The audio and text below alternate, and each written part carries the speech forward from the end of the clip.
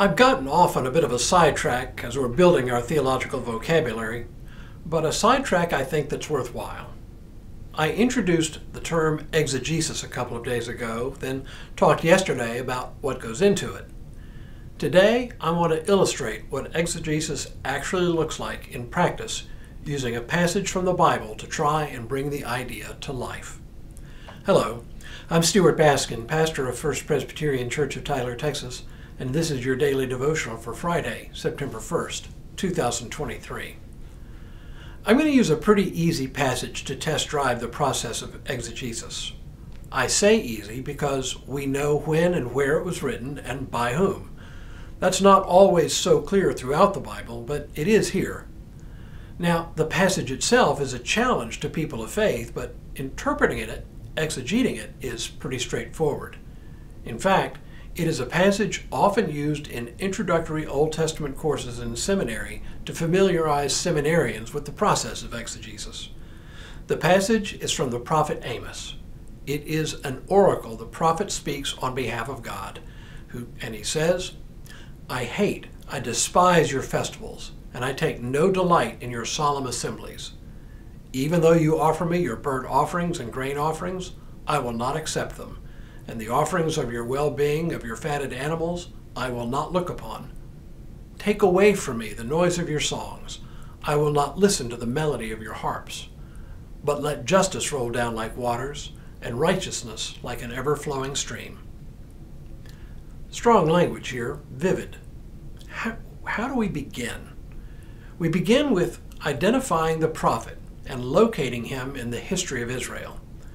We learn from the text of the book that Amos lived near Bethlehem in the 8th century BCE in the little town of Tekoa. He was active during the reigns of King Uzziah in Judah and the southern kingdom, and King Jeroboam, the king in Israel, the northern kingdom. That's a very specific time frame and places him in the years around 760 to 750 BCE. That makes him a contemporary of Isaiah, or at least the Isaiah behind the first half of that prophet's book. But there were two big differences between Isaiah and Amos. Whereas Isaiah's prophecies were directed to the southern kingdom of Judah, with its capital in Jerusalem, Amos's prophecies were directed to the northern kingdom of Israel, with its capital in Samaria.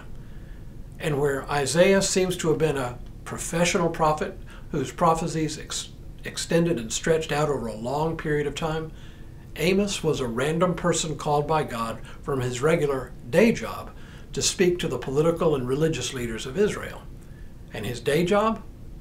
He's identified in the introduction as a shepherd, and later he identifies himself as a herdsman and a dresser of sycamore trees. So what do we have here? We've located Amos in a particular time and place, and we know that he's not a major, lifelong prophet, but someone who has been called to deliver a specific message at a particular time and place. But here's what that means. He's a rural farmer from the southern kingdom, daring to speak challenging words to the sophisticates living in the northern kingdom. He catches the attention of the priest of the primary worship place in the north, Bethel, who takes great offense at his words and even reports his words to the king, Jeroboam. And they find his message terribly offensive. No surprise there. Did you hear what Amos said in the passage I read? Pretty tough words, almost designed to offend. But they are clearly words of divine judgment on the worship and ethical practices of the northern kingdom and the disconnect between worship practices and life in the world. Which then leads us to the content of this oracle. There are several words that probably jumped out at you. Hate, despise, solemn assemblies, justice, righteousness. This is a serious broadside on religious hypocrisy, as strong a broadside as you'll find anywhere. And it comes not from a religious skeptic, nor from an angry atheist, but from a prophet speaking on God's behalf. The words hate and despise define God's attitude. Then the description of normal religious practices, solemn assemblies, burnt offerings, songs, the melody of harps, these are defined as the objects of God's animus. The passage ends with a verse familiar to anyone who ever heard the words of Dr. Martin Luther King. Let justice roll down like waters and righteousness like an ever-flowing stream. So now find a Bible dictionary and look up the words justice and righteousness, especially as they are used in the prophets. You'll find something like this.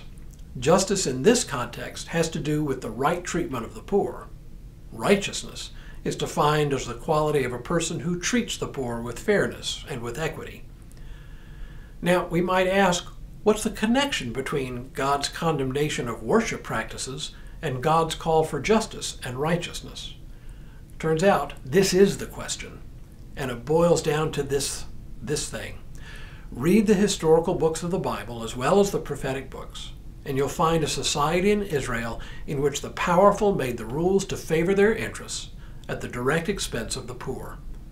And then the same people presumed that when they observed the prescribed religious ceremonies, such as offering sacrifices and singing religious songs, they thought they were right with God. The clear message is that for worship to be acceptable to God, our relationships in the world also have to be right, especially our relationships with the poorest and most vulnerable among us. Well, that's a very quick run through a very basic exegesis of a passage from Amos. Tomorrow, what is fundamentalism? And why am I not a fundamentalist? But for now, may God continue to bless you and keep you in all that you do this day and in all the days ahead.